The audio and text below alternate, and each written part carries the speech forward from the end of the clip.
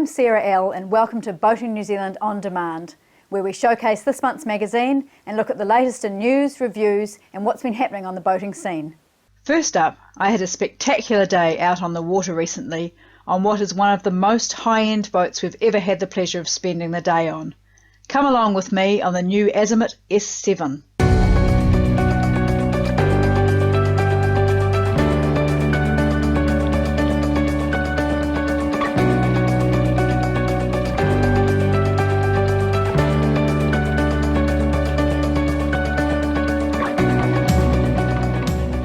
Hi, I'm Sarah L from Boating New Zealand. The Kiwi market is becoming increasingly sophisticated, with more and more large luxury boats being sold here. Azimut is an Italian manufacturer of large luxury motor yachts, and today we're going to check out the S7, which is a 70-foot or 21-metre luxury cruiser. It's a sports fly, so it has a small flybridge which is not enclosed.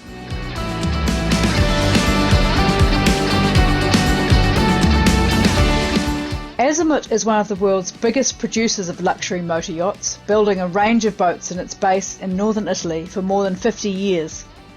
2 Azimuts were sold to Kiwi owners last year, and a second S7 is also on its way down under, to be launched here in November. This S7 is named 1111 after a particularly auspicious number in numerology. She arrived here in late 2020. The S7 fills a gap in the S series between Azimut's 60-foot S6 and the larger S8 model released last year. As you might expect, the styling is very European, with a distinctly Italian flair to the combination of shapes, textures, finishes and shades. Azimut is big on the use of carbon fibre technology, and in this boat it is used in the upper superstructure and flybridge to reduce weight up high, and in the fold-down boarding and tender launch platform at the stern. Because of the lighter weight of this material, Azimut can build up without creating excessive top heaviness and roll, allowing a generous 2-metre headroom on both the main and lower decks. The boat's 45.4 tonnes of displacement is pushed along by 3 Volvo D13 800 horsepower diesels with IPS 1050 drives. These are controlled by joystick at low speeds and when docking, and in company with a bow thruster make such a large boat surprisingly easy to manoeuvre. The S7 looks more like a very large powerboat than a traditional flybridge launch. The views from the upper driving position are spectacular. It feels like you're sitting on top of the world. Up here there are twin seats to starboard, facing a pair of large Raymarine screens, a monitor for the triple Volvos along with a joystick wheel and throttle controls, and ample seating on the U-shaped settee to port.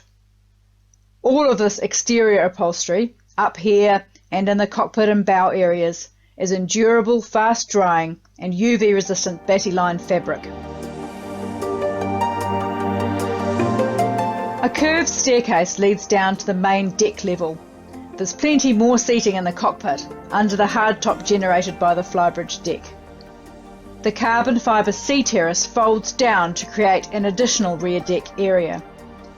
As the pod drive system does away with the need for shafts and props at the stern, there is enough room in the garage under the cockpit to accommodate a 3.25 metre Williams jet tender and a Sea-Doo jet ski. The interior features a range of materials including clear finish carbon, high gloss timber, mirrored glass and stainless steel accents. The saloon has a twin table arrangement. Each one can be raised or lowered separately or folded out to create one large dining table.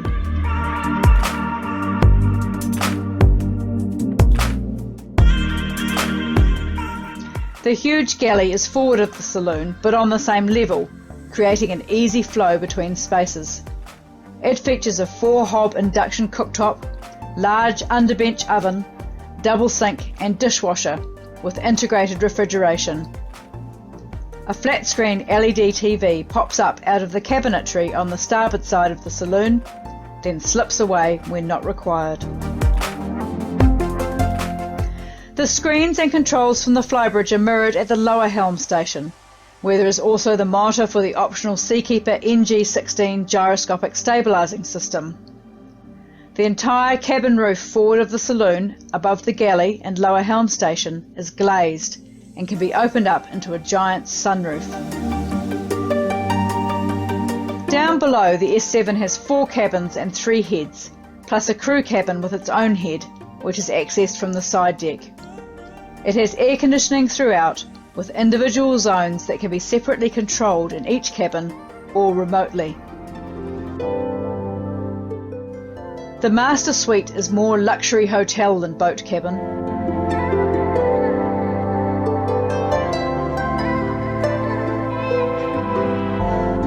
With its angled bed, large windows,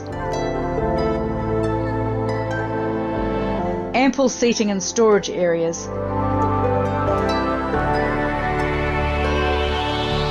and mirrored marble-topped vanity unit concealed behind a curved partition. One door leads to the head and shower compartment.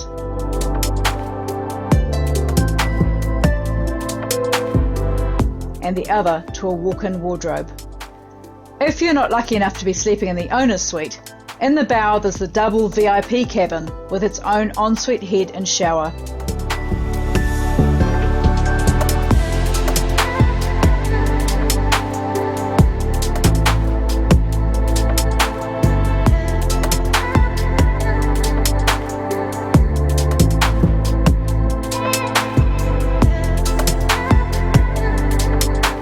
There are also 2 twin cabins, one on each side, sharing another head and shower.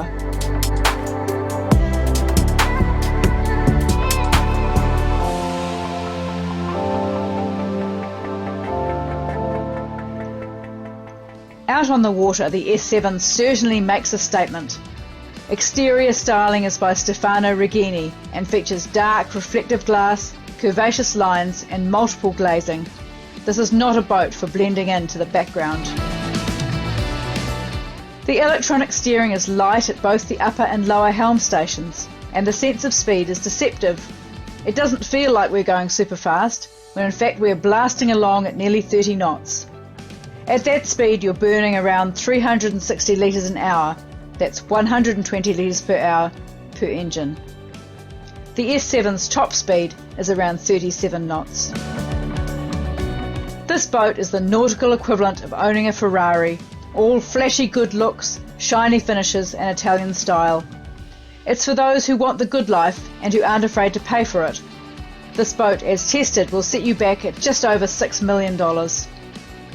A new era of boating has arrived in this country, and boats like the Azimut S7 are its flagship.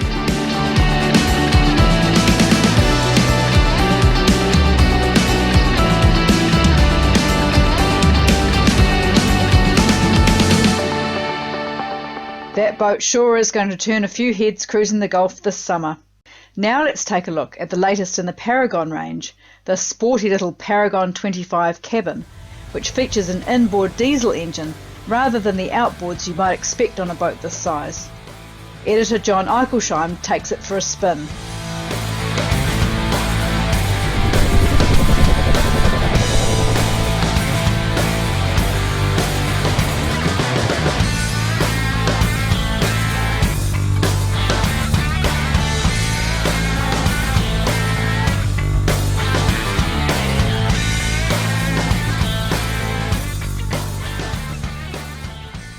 John Eichelsheim for Boating New Zealand magazine. Today's subject of our review is the Paragon 25 cabin. It's a boat out of Sweden, somewhat unusual, a bit sort of out of the ordinary for a New Zealand market, but a very interesting boat nonetheless. So this is a flush deck design, so that the deck is the same level all the way to the bow. That means should you get some water over the bow, in a rough sea or something, it'll just drain straight out the back. There's nowhere for the water to build up. It makes it a very safe boat.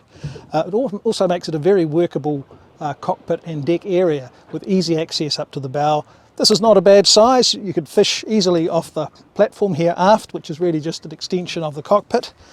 The guys at Sports Marine, they fit all of the stainless work here in New Zealand. It's a really useful staple here on the aft platform. You could fit your bait board on there. They've got rod holders, etc. They've also fitted all of the rocket launchers and the supports for the radar and so on. That's all done here in New Zealand, the same on the bow of the boat. So this is a very seaworthy little vessel, and it's meant to be taken to sea, and as such they've taken quite a bit of care about the safety. So moving around this boat, we've got railings all at a good height. You really feel quite secure even here in the cockpit. Although the gunnels here are low, we've got these railings that keep you feeling safe, quite like these telescoping gates. There's one either side, and we've got two gates also onto the aft platform there as well. Really good access forward beside the cabin. There's a handrail all the way along the cabin roof, so it's nice and easy to move through there. So this bow area, you could call it the foredeck if you like, it's a pretty useful area. You can certainly fish from here, and this is what the owners of this boat intend to do. They've had a couple of outlets fitted here for electric reels. They've got two more in the cockpit, so they're obviously quite serious about their fishing. Once again, we've got the stainless steel rod holders that they've been fitted by Sports Marine here in New Zealand. A nice little touch, somewhere to put your rods when you're waiting for a bite. They've also fitted the seats on here. This is not standard, something they do just for the New Zealand market. Also aft in the cockpit we've got seating that isn't standard, it's not from the factory. Pretty generous anchor locker, double doors here. Drum winch, Maxwell, fitted here in New Zealand. Again, this is something that Sports Marine fits for the New Zealand market. Again, very easy to use. You do it all from the helm. No need to come up here at all when you're anchoring. So very handy. So in many respects, this boat has sort of almost workboat-like looks, and that's kind of accentuated by this very upright screen here at the front. But the upshot of that is you've got really good vision from the helm. You know, looking at it this way, we can see that it is quite a serious boat, and it's a boat you wouldn't be worried about taking the odd wave over the front if you were out there in the rough water. The roof is packed with features. We've got a great big floodlight across the front here, that's to light the foredeck. There are a couple of hatches in the ceiling as well. They open up, they're adjustable. You can slide them forward and back. And of course there's the stainless steel work at the aft end there to support all of the electronics and the rocket launcher. Another feature of this boat is side doors on both sides. Again, that's quite unusual. Nice and handy though. In you go. Now it looks a little like a workboat from the outside, but from the inside you're struck by just how nicely finished everything is and how comfortable things are in here.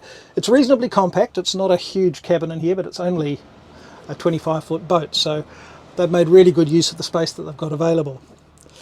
This helm position works very well. We've got a footrest here that you can fold away when you're not using it. Enough room for a decent size Simrad MFD there.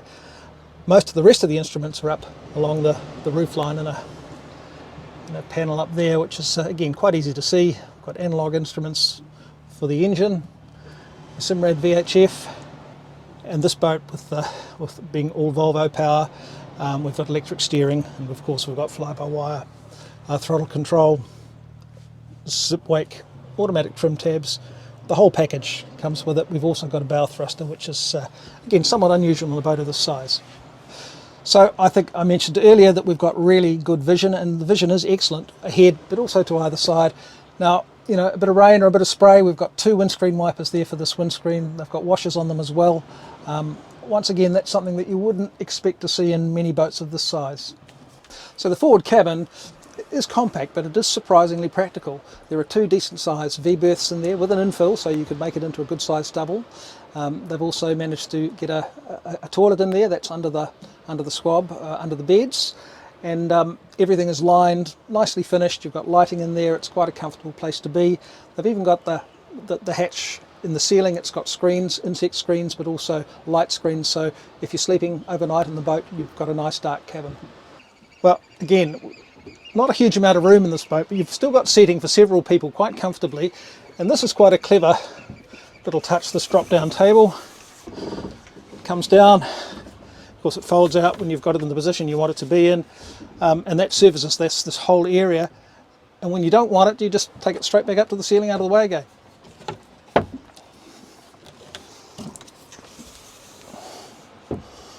So there's quite a bit of built-in storage in this boat. There are little drawers tucked away everywhere, a whole set of drawers here.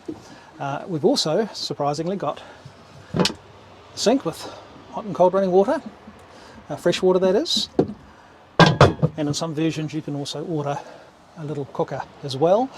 The fridge is Another feature that comes with the boat, just here underneath the helm seat, not huge, but just all you need for a couple of days away or a day out on the boat to keep drinks and food cold. So I'm quite impressed with this boat. It goes really, really well. It's quick. It'll do more than 35 knots quite happily, and it cruises at 30 knots quite happily. And for a boat that's 25 feet long, that's pretty impressive. So whatever they've done with the hull, and it is a very deep V hull design, it is a very, very much a good sea boat. And you notice that we haven't had much to work with today, but we did find a little bit of chop in the channel coming through towards Motahi Island. And that just showed that this boat really is a comfortable ride. Very, very capable in the rough, we know from its reputation, but yeah, I can see that in its new home in the Sounds, they'll be quite happy to take it out into the Strait.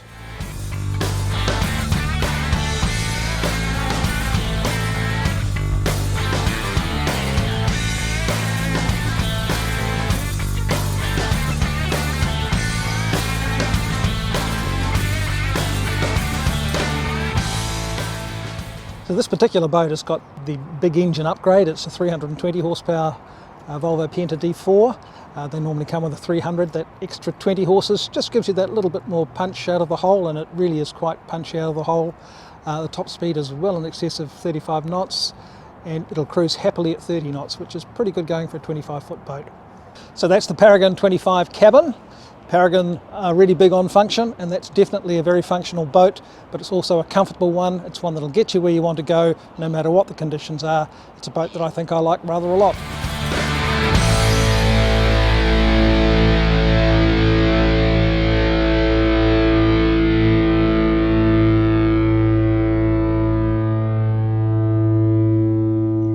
We're sure that boat will get lots of use in its new home down south. Now for a boat which has been around for a while, but is still giving her owner lots of pleasure. Our videographer Roger Mills went for a ride on the bright green Malcolm Tennant catamaran Slime. John Hughes, owner and builder of Slime, is a living legend in the multi-hull world. Since her original build in 1987 from Malcolm Tennant's design plans, Slime has been modified into a custom design and build carbon rocket ship. As the boat lives up in Mahurangi Harbour, we headed for a pickup at Sullivan's Bay. With retractable centreboards and rudders, she is perfect for shallow water, and our pickup was directly from the beach, although we did have to take our shoes and socks off. Back in deeper water, we raised the sails and headed off upwind in a fresh southwesterly.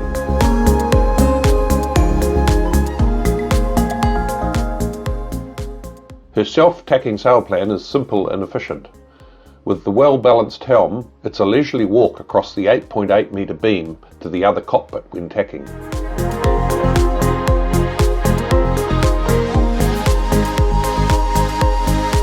As the wind freshens, we reef the mainsail and head upwind, pointing higher than many monohulls thanks to her slim hulls, tight headsail angles and large centreboards. The speed is deceptive, like an illusion.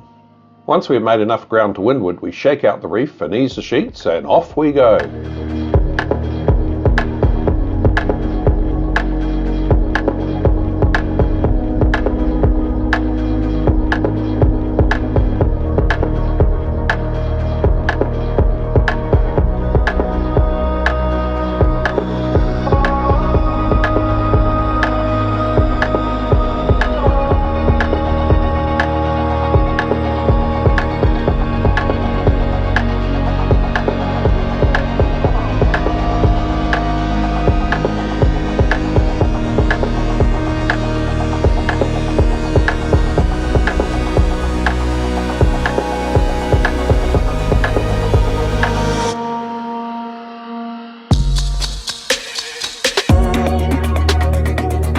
At speed she's wet to leeward and the odd slap creeps along the windward hull, but that's to be expected at 24 knots.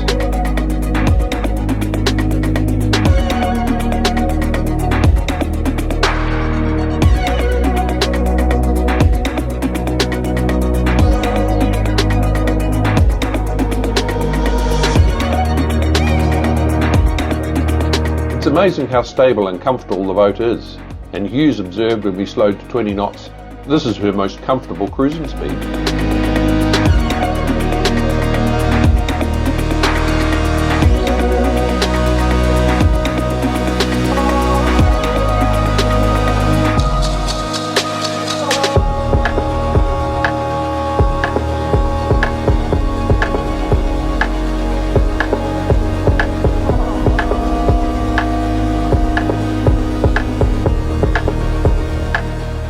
Hugh's philosophy is to create the lightest, strongest structure using most of the usual deck gear, not attached by bolts but built with carbon and moulded into the boat itself in an effort to save weight. Consequently, all the Dyneema shrouds are tied on, rudders are lifted with cords, and even the simple carbon foldaway stairs down the companionways reflect the simplicity of the design. Slime weighs in at just 3.1 tonnes.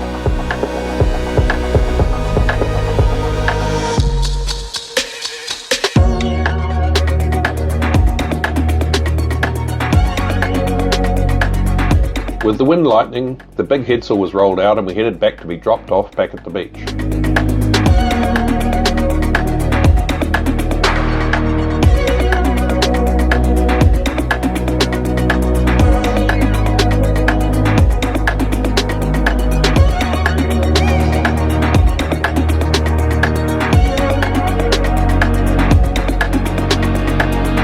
Stepping off the boat at the end of the day's sailing, there's only one way to sum up the giddy elation.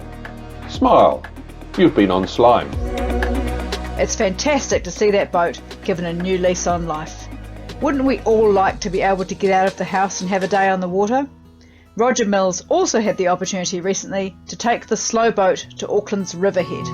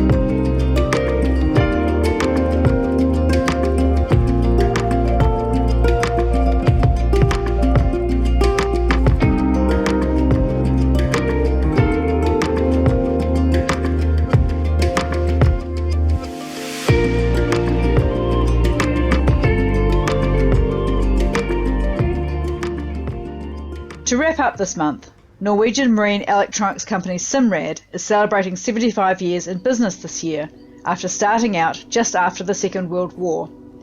Here's a little celebration of some of the Kiwi adventures the company's products can come along with you on.